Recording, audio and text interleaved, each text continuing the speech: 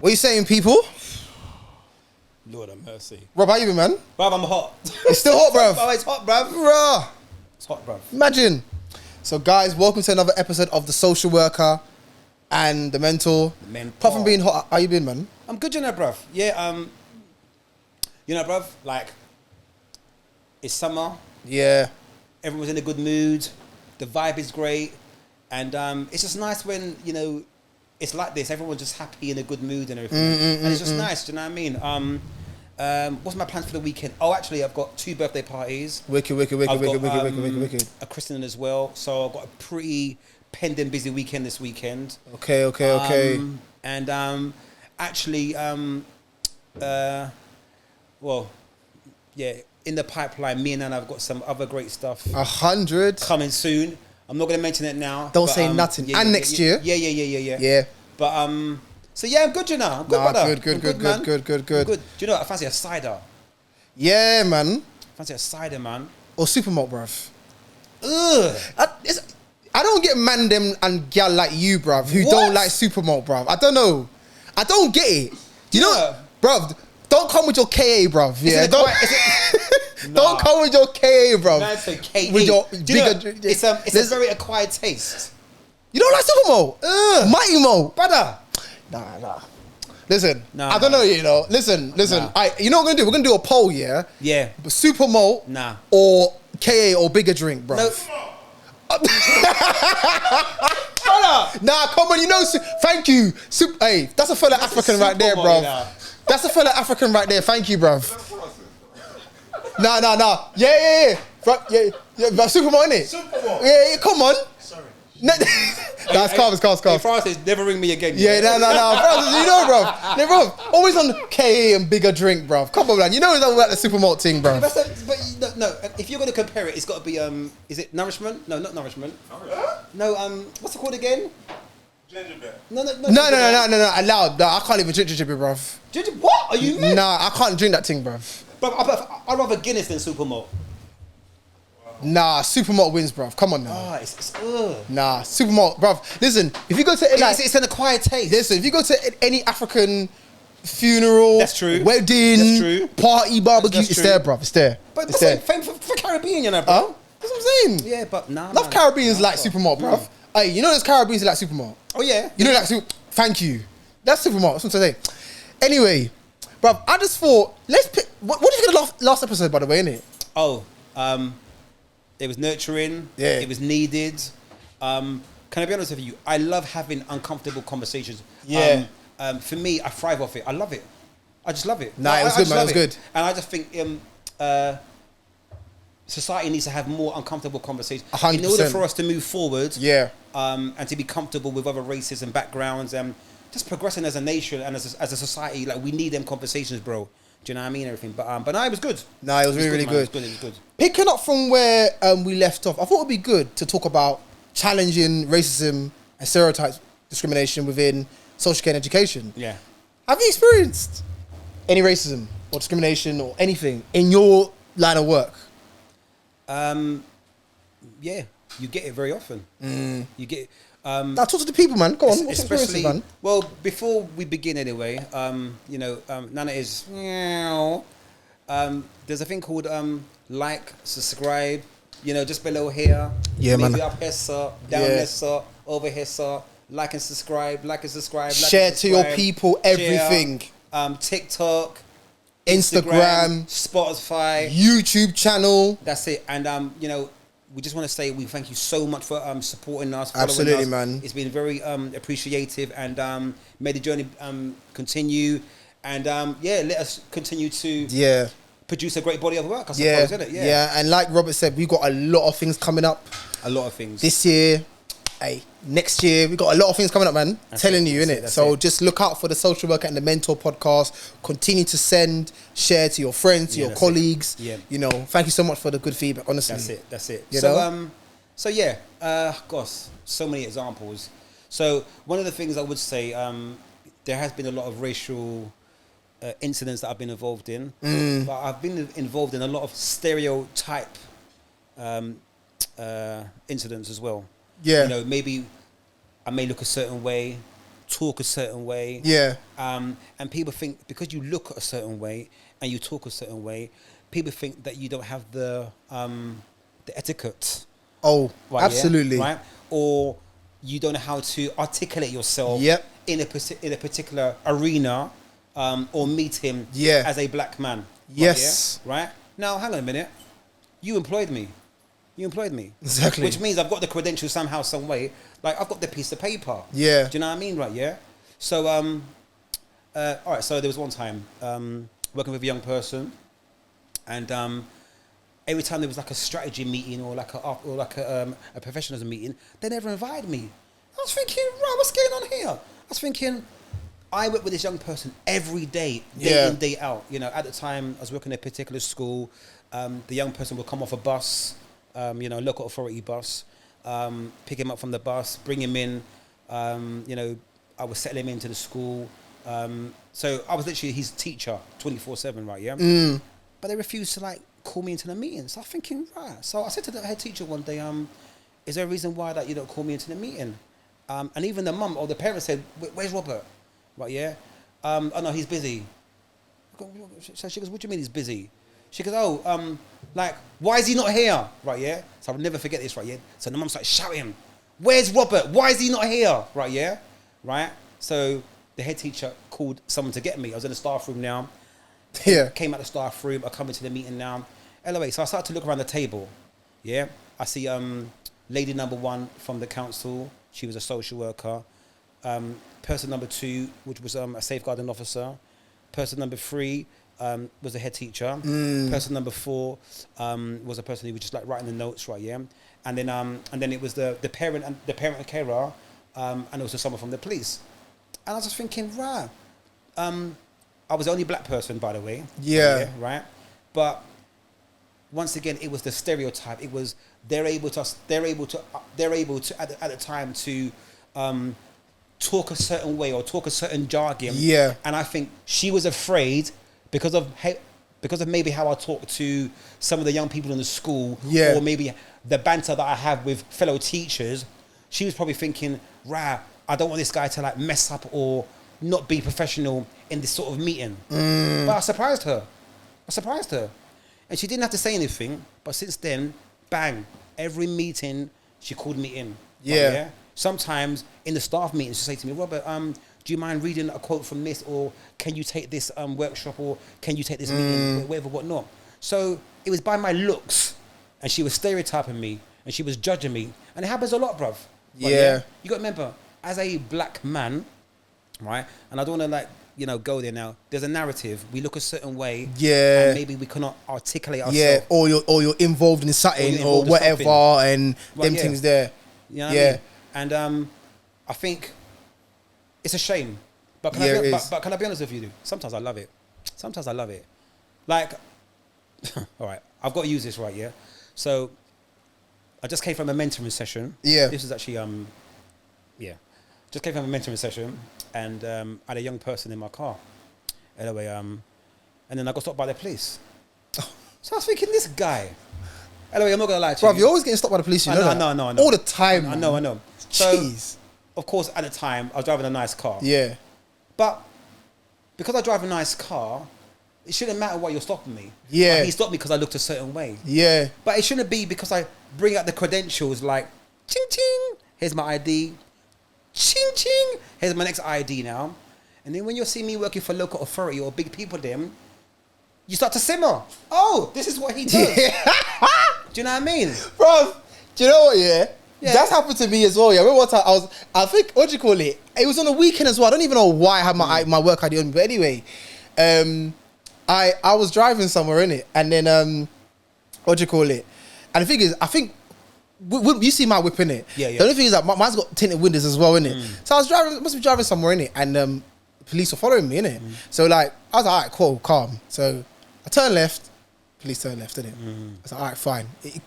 They might just be going somewhere. Yeah. Turn right, please turn right. Yeah. Okay, nah, follow me. Going straight on a dual carriageway, then turn left. All right, you're still following, man. Lights start flashing. Can I help you? Oh. Where you going? Out. your car's got tinted windows. Yeah, like so many other cars have tinted windows. Do you know what I mean? And then you know what? I just took the hands into my own hands, and I said, okay, you know what? Yeah. You might as well just search the car. You know that? Yeah. I said, go on. I said, turn off the car. But I got out of my car. I said, I opened the doors. I said, let's just do it. I said, because you've been tailing me for how long, innit? Yeah. So anyway, now I had my my lanyard was I had my lanyard on me, innit?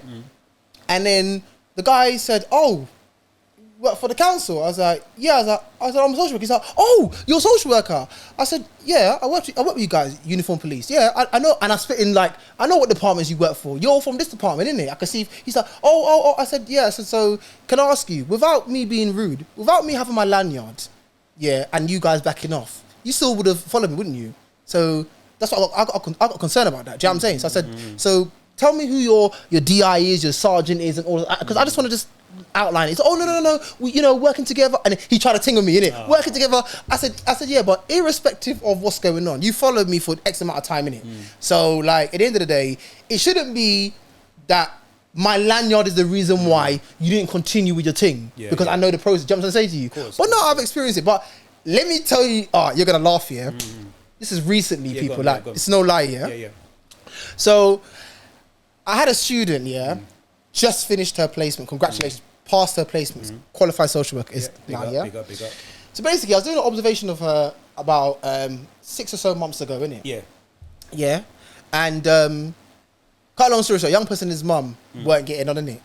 So we were just like, she was there trying to mediate, and then young person like was switching his mum. He's like, move, like get out of my face, like you're done. You're getting sparked out here. I beg you, don't come and chat to man. Don't chat to me. It's done, finished. Yeah, if you come to my face right now, you're getting sparked out. Yeah, move, brethren. That's what he called his mum. Yeah, the mum must have. This is what the mum said. Yeah, look at my son. He's talking black. He's talking ghetto black. He's talking like a ghetto black boy. Why is he talking black for, bruv?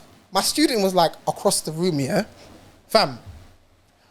Like, you know them ones where you just like, you look here, I don't know what happened, but me and her just synchronized, innit? Yeah. And I thought to myself, bruh, there's 2 black professionals in this room. Yeah. This mum said it with chest, you know? Yeah. Yeah, with chest. I'm thinking, right, you know what? I ain't gonna let that slide. So I said, mum, with all due respect, can you not be saying that, please? Your son is talking slang like a lot of young people in the UK. No, he's talking like a ghetto black boy. He's not black. He's not black. And then I was kind of getting pissed off. I said, mum, with all due respect, you've got 2 black professionals in the room. I actually don't appreciate what you're saying. Yeah, your son's talking slang like a lot of young people do in this country. Please don't equate slang to how black people talk. It's quite offensive. Mum went and left. And then I sat down with my student, and then we had that supervision, and then I was kind of saying to her that, you know what, it's something that you're going to need to reflect on in terms of what it means to be a black practitioner. And then she went and told me how apparently the mum's got racist views. So sometimes there's a challenge in it. I think as professionals, one thing, I know we work with families and work with other professionals, but one thing we can't do is stereotypes and racism, you don't let it slide. No, you can't. You don't let it slide. And for me, with that particular parent, I had to rein them in. You know what I mean? You've got 2 black professionals in the room and you're happy to go and say that. Do you know what I'm saying? Without reflecting, do you know what I'm trying to say to you? Obviously, my student, I said to her, no, the reason why you have to do that is because, yes, you're there to do a job, but things like that, whether you're working as a social worker for a parent or not, if they have got certain views, you have to rein them in and pull them up on it. Bro, I had to tell the mum.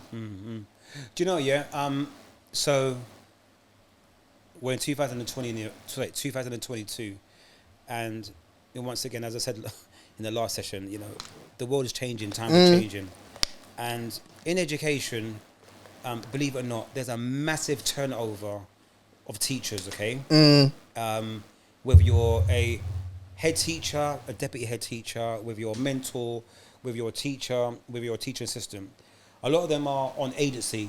There's not many schools that actually have permanent staff. Okay, right, and the reason why they do that, because if you're not good enough, you're not coming back. And it's run as a business. Sometimes it's not always about colour, it's not always about race. Sometimes it's, are you good enough?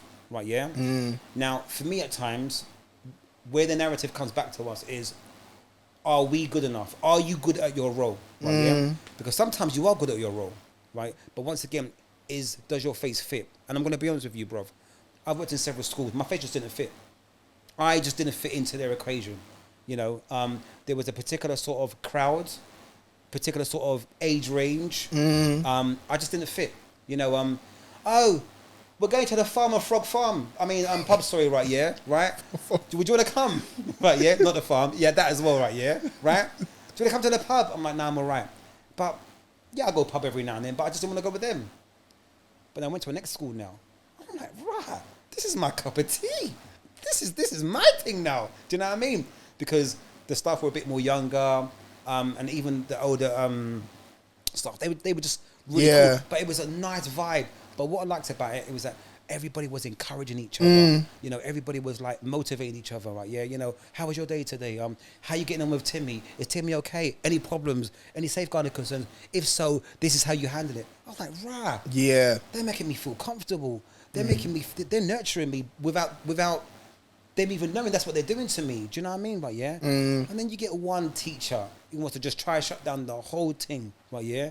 And then I just thought, like, is he giving me a hard time because of how I look? Or is he giving me a hard time because maybe he's prejudiced, right, yeah? Now, also as well, sometimes you might work with some professionals who are not from London. They might be from up north. Yeah. And you have to remember as well, in terms of culture and where people live as well, right, yeah? There's a different demographic on life, on culture, upbringing, and experience, and how you handle the situation. Do you know what I mean as well, right? Yeah.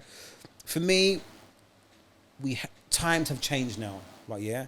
And what I like, as I said before, I like that you know, there's much more diversity now in, you know, more senior positions now. But I'm gonna give you this one example, right? Yeah. I was telling you guys earlier. So in education, you have a thing called a DBS or CRB, as it used to be called. Okay, right? Yeah. When you start a job role, you have to like mention what you've done. So you might have smoked weed 20 years ago, 15 years ago, 12 years ago. It comes up, right? But sometimes you have to mention it, right? Because if it's not if you're not on the 999 thing, or it's nothing serious, you don't need to mention it. This time now, I'm going to a school journey trip with the young people now, right? Yeah, and gonna be honest with you, the actual manager was a black manager. Right, yeah. So and yeah, he was okay, but I'm gonna be honest with you, this manager, he actually knocked my confidence. He made me feel like shit. He made me feel small. Now you're thinking, right, what, you, Robert? Yes, he did. He made me feel like shit. I just thought all the time he had it in for me. Anyway, now, so it's school journey. We're actually about to board the coach in 15 minutes. He goes, all right, can I come talk to you? I goes, yeah. He said to me, so what, you're a bit of a smoker? Like, what? Anyway, so his voice was a bit cockney, right, yeah? So I was thinking, what's he talking about? He goes, oh yeah, so what, do you like to smoke trees then? I'm like, what? Trees? What's he talking about? This time I'm baffled now, you know. He's like, yeah, I've just seen your DBS and yeah, what, you been a bit of a, what, do you smoke pot then? I think, what's this guy talking about, right, yeah? So I go, I don't understand what you're talking about. So he goes, oh, but you didn't disclose to us that you smoke weed. I was thinking, what's this guy talking about? I thought, brother, that's what I'm thinking in my head. What's this guy talking about? Right, yeah? But he just had it in for me. It's the trees, you know. Now, I'm going to be honest with you, right, yeah? He was a senior manager. So he was deputy head, sorry. Yeah. He was deputy head. He was a black man. And but he profiled you. And he did. I'm going to be honest with you. He made me feel like shit. He made me feel small. I just felt like, you know, because, you know, how you see the best in me is when I'm confident in me, and when I'm confident in my job role, and when I know what I'm doing, and when I know I can make a change. And the reason why now I'm super confident, because I could go to any school, and I'm telling you, brother, I'm not asking you, I'm telling you, yeah, I will make a change. No, 100, right, yeah, right? 100. But it just wasn't nice where I just thought, right, like black man to black man, you're talking to me about smoking weed, which has got no relevance to the job, which is not a safeguarding issue, right? Yeah, right. Which was a long time ago. Why are you handpicking something that had no relevance? Yeah. So I was going to Folkestone, yeah, on school journey. Yeah, I'm like, nah. Do you know what I mean? But these situations, they make us just feel small. They do. But how do you now, in your profession, where you are right now, how is it when you deal with those situations? How is it within the workspace? How do you challenge those stereotypes? How do you challenge what you see? Do you know what I mean? Because like I said, with me, I'm quite vocal. So I will openly go, like said with that. I mean, I remember I even had a parent say to me, you know, I'm not too sure I can work with you because you're black, and actually I got a little girl and I don't know how she's going to be able to go and respond to you. And you know what it was? When she said that, then when I started going on the visits, the child was like always behind her mum as well. Yeah. Do you know what I'm trying to say? Obviously that could be just a child just being, I'm a stranger. But I started kind of noticing those kind of things. And I mentioned it in like a conference. I said that actually, you know, that I'm quite concerned about this mum's views that she's had of me. And do you know what? My manager at the time didn't take me off the case because she goes, actually, no, you know what? You need to stay on the case and you need to make it known, you know, how, not how this mum made you feel, but how her views, do you know what I'm saying, in terms of you as a black practitioner.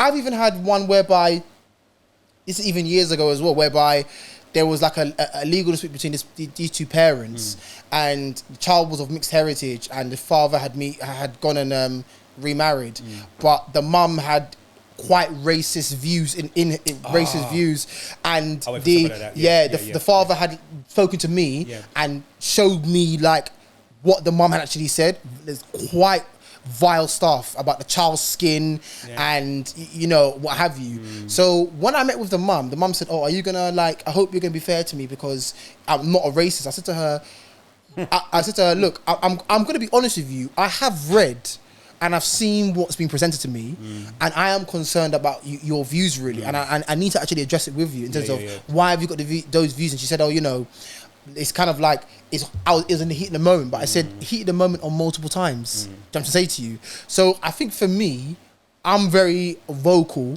in terms of actually addressing it. You have to kind of snout it out. You know. So so once again, I believe in my own source, but I'm Clark Kent, bruv. Right, right? So, you see my mindset and my attitude now. So, there was a time where you are right. I probably would have like let it go.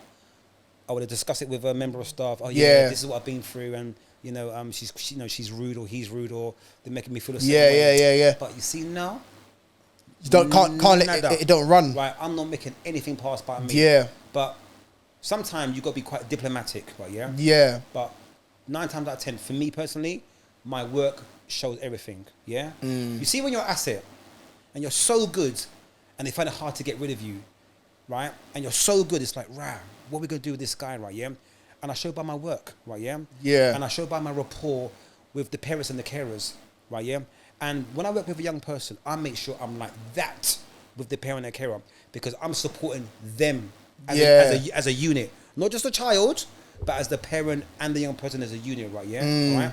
So I make sure that my relationship is so professionally tight with the parents or the carer, right, that when they talk about Robert, oh my gosh, Robert, he's a star, right? It's gonna be a phenomenal reference. Right? And I let my work do the talking. And I don't worry. And I'm gonna be honest with you. If I was in a job today and I lost it tomorrow, well, brother, I'm getting a job tomorrow the next day anyway. No, 100. Right. But what about Rob? Like, what about decisions in terms of, because we mentioned about challenging it. What about decisions that are made, and maybe there's something underlying, and there's some racial connotation to it.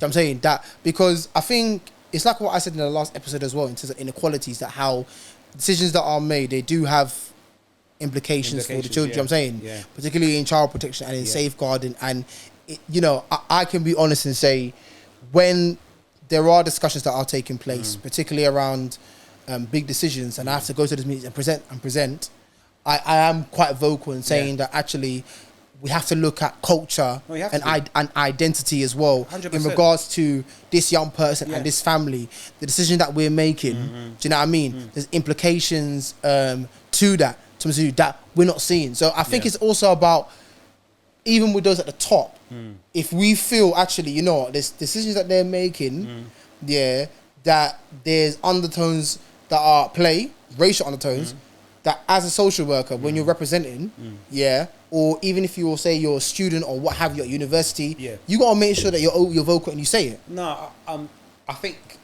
in 2022 now, it's a necessity. Yeah. It's a very, very, very important. I think with what the world's gone through with COVID, Black Lives Matter, there's been, you know, the COVID, you know, just so many things, right? Yeah.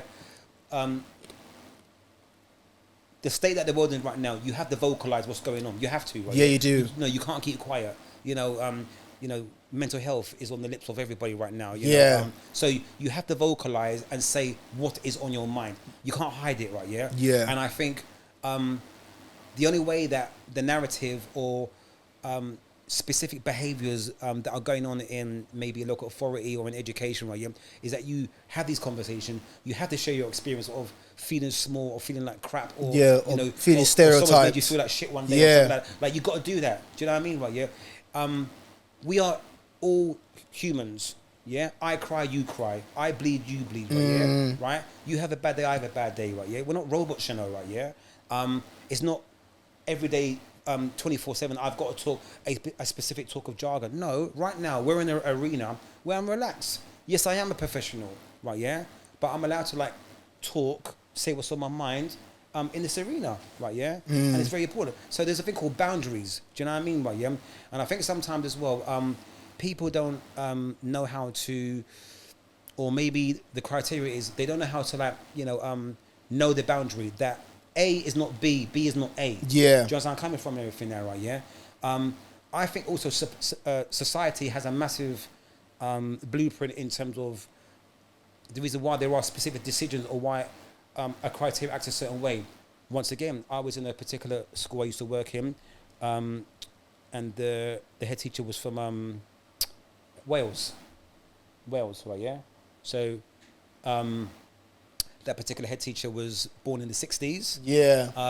Now, if you think about growing up in this, I mean, I don't know, but growing up in the 60s is probably like, I don't know, the Beatles or the Rolling Stones. So there's a particular upbringing, way of life that they were brought up, right? Yeah. Okay, right, yeah. And her management skills wasn't always the greatest. Okay, right, yeah. And sometimes she would make you feel like really, really small, right, yeah. And sometimes she'll bust like certain jokes like, yeah, you Caribbeans, right? Yeah. Now, now you can have banter, yeah, and you can like, oh yeah, right? But deep down inside, it's like, damn woman, yeah, cheek. Do you know what I mean? Everything, right? Yeah. What do you mean by you Caribbeans? I was thinking, right, what does that mean? And everything. Yeah. Do you know what I mean? Everything, right? Yeah. But as I said before, bruv, society has changed, and it continues to change. And I think now, you know, we can't shut up, right? Yeah, you know, if you've been through something, and actually, can I be honest with you? I would prefer to people experience this, right? And the reason why is to make them stronger in the long run, right? Yeah, because it doesn't make you stronger. Because as I said before, there was a period in my working life or working in education. There was probably about a 5-year period. I wasn't enjoying it. People were just like knocking my confidence, making me feel small. Yeah, doubting myself. I was thinking, right, what's going on here? To the point, I thought, nah, maybe I need to go back and get a job in Marks and Spencer's. You think I'm joking about that? Right? Yeah, I think I'm going back to retail. Because there's knocking my confidence, right, yeah? And then one day I thought, right, later, I'm not having this now, you know. I need to just fix up and, you know, just change my mentality and, you know, believe in me a little bit more. Do you know what I mean? Yeah. And just look at my surroundings. Look at the surroundings. Look how people articulate themselves. Yeah. Look how they carry on, right, yeah? You know, it's very important how you carry yourself. You are what you speak, as they say. Yeah. Do you know what I mean, my brother? But brother, listen, we don't want to you know, go too overboard. Yeah, no, I hear you. It's very important to like once again and as I said before, like, you know, I don't want people to think that, you know, we have an agenda or, you know, we're trying to like make a specific point across. No, we're not, man. These are just topics of conversations that happen in generically you know, education and social care and local authority or whatever you know, type of line of work that you're in. And it's just important to have these conversations, and you know, it's important that you overcome it and you 100% come out of it a better person, a stronger person. Yeah. And just know that you're a soldier, right? Yeah. Just always remember that, you know. Yeah. No, bro, I agree with you. I mean, I think it's important that we talk about these things and also to kind of equip people in terms of how to challenge it. Do you know what I'm saying? You know, because there is going to be people out there who have got racist views or have stereotypes within Yeah. social work and education. Yeah. You know, so it's important that, you know, not everybody's going to be confident enough to speak on it. And it's also about you being able to reflect on your own identity. What stereotypes people may have of you. Yeah. You know, being black, being Asian, you know what I'm saying, being from any minority ethnic group, you know, being someone who may be from the LGBTQ community, like all those things. Do you know what, bruv? They do you know, bruv? Sorry to cut you, right? Yeah. Do you know? I mean, we'll be here all day. There's so much that I've got to say, right? But obviously, you know, we do have to finish soon, right? Yeah. But I feel like I feel it's my duty to be an advocate.